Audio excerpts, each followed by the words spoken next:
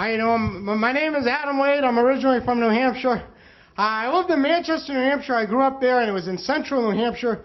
But every summer growing up, my family, my mother, my brother, Matt, who is 4 years older than me, and my father, we would take a week in the summer, 4 to 5 days, and we'd go to Hampton Beach, New Hampshire, which is 45 minutes away.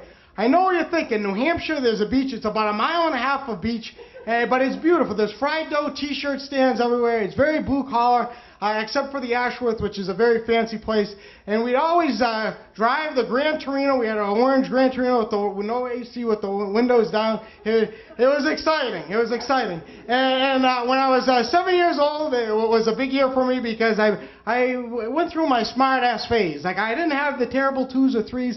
But when I was 7, my brother was 11, and I always wanted to impress him, and my comedic mind was working overtime. So we stayed at this place called the Sea Gate, and the Sea Gate was owned by a Greek family, but literally, like, the hotel rooms were like on that angle. So, like, if you took a Super Ball, which I would do, and roll it down, that would very much upset my father, and who would say, like, come on, Adam, let's make the best of it. And then I would say, hey, look, Dad, there's a gym here, and I would run up the slant of the hotel room, and he wasn't really that. He didn't think that was very funny. So we, like, one day during the week, we would go see Barbara and Billy Clapp, who had a place on a private beach, and we were told that we have to behave. And I go, oh, no problem, no problem. But it was, again, like, I wanted to impress my brother, so we were walking together. I was 7 years old, and I would go up to people that were sitting and paid money to stay on this beach,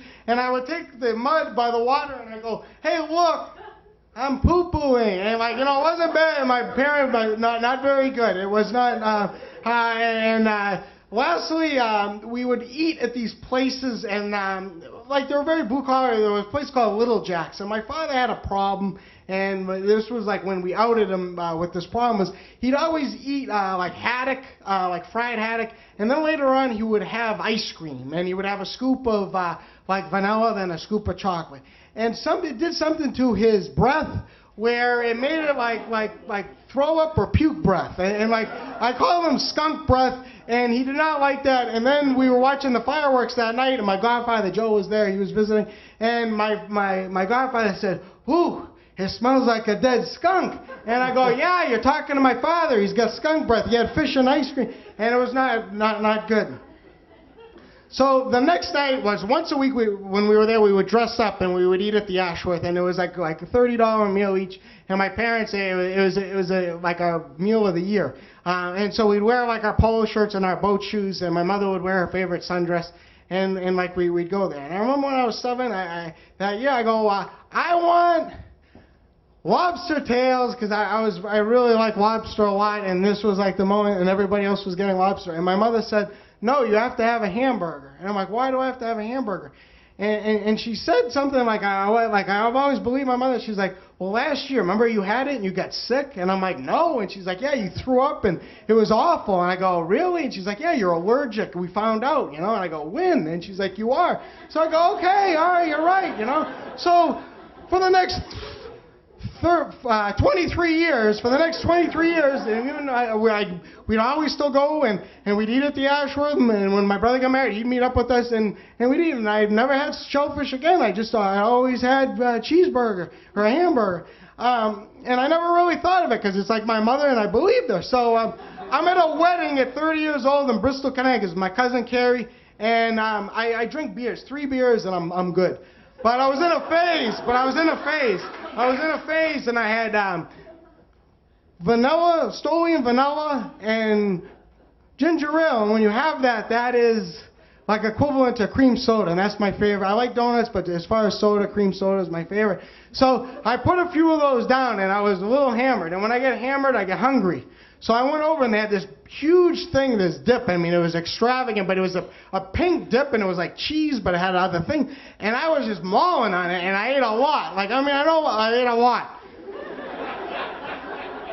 And my Uncle Krusty, who he looks over and he goes, hey, come on, when was the last time you ate? And I go, this is good.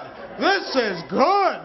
And he's like, yeah, it's from this fancy place in Bristol, Connecticut. It's the best lobster crab dip ever. And I had like a panic attack. And I thought of what my mother said when I was 7. And all the cheeseburgers year after year after year. And I'm like, call 911 or something. I'm going to die. I'm going to die. And like I'm running around. And like people, and the wedding, they're like, Adam's stealing attention. I'm like, no, seriously. I had like a quart of this stuff. And I'm like freaking out and I'm shaking.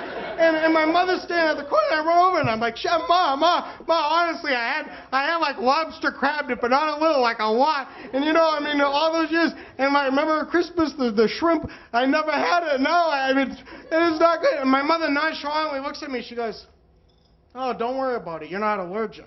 And I'm like, what? All these years? Like, she's like, yeah, no, we made that up, you know, and then we kept to it because it was like $30 less. I go, that's awful. And I'm emotional. I go, that's all. You ought to be ashamed.